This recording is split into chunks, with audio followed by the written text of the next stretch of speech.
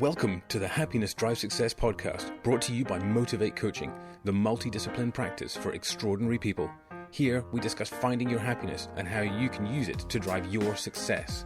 Please welcome your host, co-founder, CEO, and master of discovering happiness, Stuart Isham-Fairbairns. Hello, my wonderful, fantastic friends. How are we today? It is a beautiful day here in Africa, and as usual, you are joining myself and Harlow on a hike. I am Stuart Isham-Fairbairns, CEO of Motivate Coaching, and I'm here to chat with you today about getting things going. Now, what I really want to chat about is we've all just gone through a pretty crazy time with COVID, and I doubt there's any one person on this planet who's not been affected in one way or another. And it's just been such a crazy time, right? I mean, our businesses, relationships, we've lost loved ones, friends, the opportunities to travel, to experience, to connect with each other in the workplace, leisure. It's been, to see family. I sadly have had a scenario where unfortunately my father passed during this time, and I'm in Africa and he's back in Scotland and I couldn't go, and that's not great, but it is what it is. And this is what I really wanted to chat about, is how we get going again, because we've all gone through such a tough time. We've experienced really tough things. People have lost businesses, as I was mentioning, friends, all of these things. It's been crazy. The world hasn't really seen anything like this since the early to mid 20th century, and it's cataclysmic. So we have to get going though, don't we? Because like back in the World War days in Britain, it was all stiff upper lip, wasn't it? And one must keep going, trudge on. And whilst that's all fine and well, it's not about ignoring your emotions. It's not about ignoring the realities of what you're going through and just pushing on, which I believe stiff upper lip very much stands for. That sort of, get back up on the horse. There's obviously a place for that. And I think it's important that we have the resilience to be able to stand back up in the face of adversity in these challenging times. But it's also very important to recognize the fact that we've gone through it. And how we're going to pick ourselves back up again is by recognizing that, being kind to ourselves, being motivated, finding ways forward, not giving up.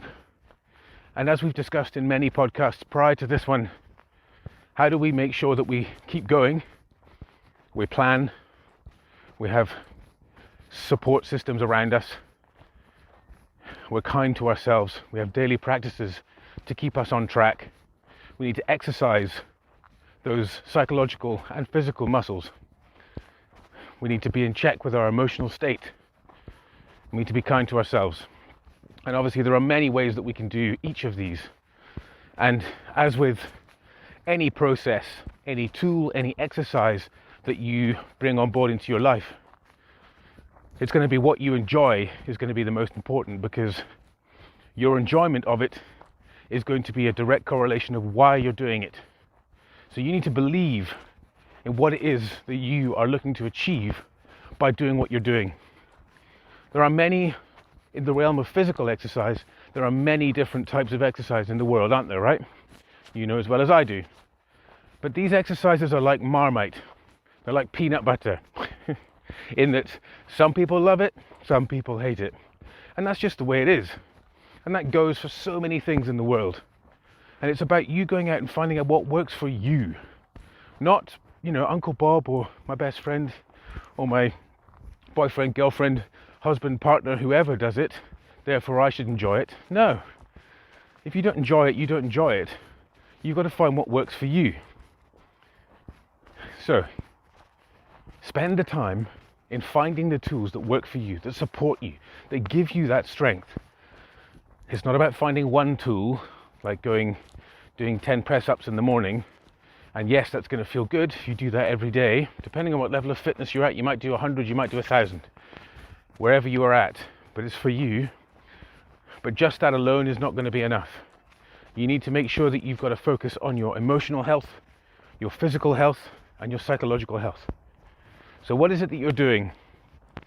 If you want to get ideas of things that you can do, I'll share a few now, but also listen to previous episodes of this podcast. I've shared many tools, many exercises of ways that you can support yourself through tough times, which we're going to go into a bit more detail just now. Let's look at psychological exercises. Some really good ones can be meditation, it can be journaling. They're very powerful. Often there's generally quite a bit of crossover with a lot of exercises that they actually don't just do psychological, they'll do psychological and emotional, or psychological, emotional and physical. So for example, right now I'm on a hike. Now this is doing me physical good, it's doing me mental good, and it's doing me emotional good. You can take these practices or these exercises, these tools, and you can take them to the next level and do what we call habit stacking, which is where you do more than one habit at the same time. More than one tool, more than one exercise. So a common one is people, run or walk and listen to a book or listen to music. Something that I do is I obviously do this hike every day with Harlow.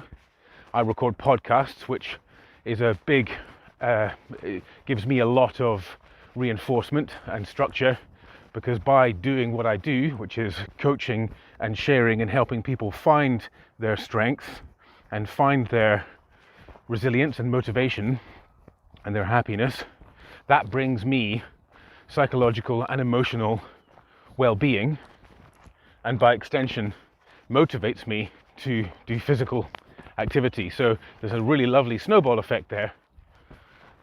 And now every morning I do this walk. I don't always record a podcast. Sometimes I listen to an audiobook. Sometimes I listen to music.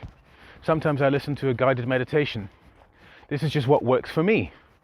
Now I always thought, when it came to, for example, meditation, well, many years ago I always thought you needed to be sat on the floor, folding yourself up into a pretzel, and incense burning and all that jazz, and that kind of put me off, if I'm honest. That put me off doing it. I was introduced to meditation within the workplace or within business, and that was a bit more of a closer jump for me. It was less intangible for myself and my psychology, and over the years I introduced it into my own personal life, and I found apps that worked for me. I use a great app called Calm, which I recommend. There's another great one called Insight Timer, and also Headspace. There's some really good ones out there, and it's really helped me find calm and focus, and it's helped me just be in the moment. But the practice, again, being folded up like a pretzel, is that you must be sitting still. You must have that entire environment. And it was only in the last maybe couple of years that I thought to myself, well, okay, so the ideal practice might be that it's to, sit in a beautiful place and have absolute silence around you and then do a meditation. But I find it really, well, not really hard, I just find it hard to create that environment, to just switch it on. And I've learned a lot more about it since then. But what I decided was, well, actually, when I'm on my walk, I'm going to listen to a guided meditation for 10 minutes, and I'm going to be walking. And okay, at the start of the meditation, they say, okay, sit down comfortably and all that jazz. But if I decide to just belay that part and then follow the meditation thereafter, I still got the same benefits. I mean, ultimately, the reason I was doing meditation was to find peace and calm and to be more centered and mindful. And it was absolutely doing that for me. It was ticking that box.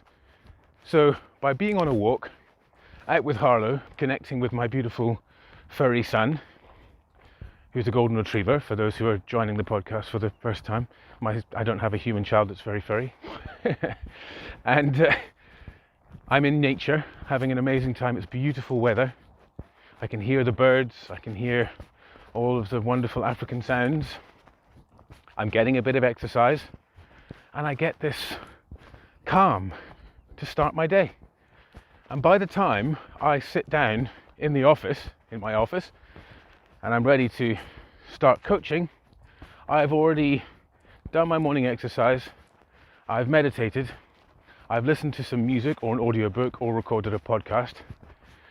I've got some great psychological calm, and my emotional well-being is a place of ready to start the day. I'm open, I'm calm, I'm feeling compassionate, kind, ready, motivated. I'm super happy with myself because I've ticked off so many of the things that I would like to do in a day as good daily habits before the day's even begun. Now, all of this, the reason I'm sharing all of this is that this time that we're going through now, it's so incredibly important that you look after you, that you find the practices, the approaches that work for you. Now, I've shared meditation right now as just one way of getting into a good, healthy practice. I do journaling as well, and I always used to hear journaling and imagine journaling was writing in a book. But I enjoy writing in a book, but I find my mind goes much faster than my hand. And I actually moved to doing journaling on a computer. So I sat and was typing, but it creates a distance between you and what you're writing. It works, and it's great, and this is for me again. For other people it works, this is just for me. And then what I actually started doing was, on my walks, I would put my voice recorder on, which I got onto a rhythm of doing because recording podcasts. And I just started recording my thoughts. And just purely by having a microphone hooked up and talking, it psychologically felt as though I was talking to someone else, which is really interesting, but it worked for me. And it became such a good way for me to process. And I like to talk, you may have noticed. So I like to talk, so it's a really good way for me to process. But I was struggling to find people who could talk like I do. Like I think for a lot of my life I kind of had that there, and then it just, and through growing up and getting older and moving away from cities, it wasn't quite so prevalent around me. And then I needed to find a way, but it took a long time for me to realize that this is what I needed. But I then started this process of doing these recordings, and it's absolutely incredible, the processing. And I was chatting to my incredibly talented brother, Rory, and I was actually discussing with him, we were talking about different coaching techniques and how we, pretty much the conversation I'm sharing with you guys around how we build ourselves up, how we pick ourselves up again. And I explained to him about the voice recordings, and he was like, yeah, that's journaling. And I was like, oh, wow. So it is. And I had to kind of think about it for a while afterwards, but I realized the process that I was following was journaling. I was just doing it through recording.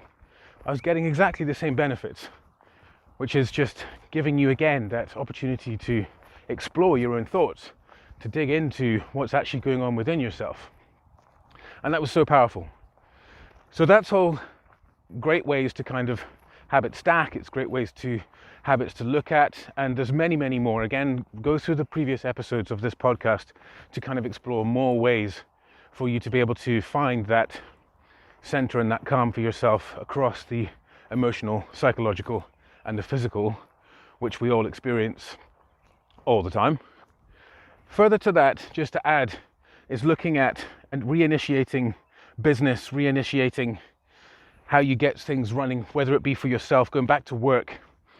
I don't want to go too much further in this podcast, so I'm going to save that for a following episode because I want to keep these to 15 minutes maximum. But it's looking at, if you're looking at getting back, is think within the context when you're looking at what daily habits do I need for me. If whatever comes up, that's fantastic. If nothing comes up, think about it in the context of going back to work. What is it you feel within yourself? Locate that feeling. Think about the thoughts that led to that feeling. So what was surrounding it? So obviously I'm prompting you by saying, think about starting the business. Think about getting ready to go back to work. Think about finding that job. What emotions are you feeling? What actions have you taken to date? And if there's none, then that's great. What you would then want to think about is what were the emotions that led to those actions? What are you feeling? What were you thinking? Just notice.